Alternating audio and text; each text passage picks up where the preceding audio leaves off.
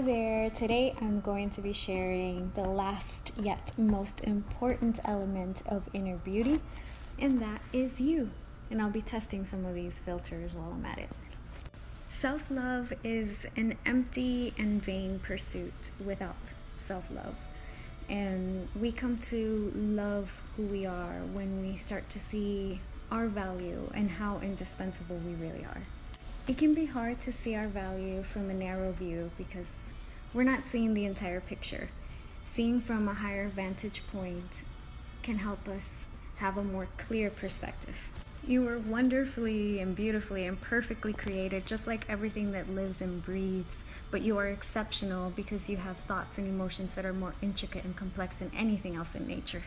When you see yourself through your creator's eyes, through that higher vantage point, you see that you are worth so much more than the standards of this world because you are more than the physical body.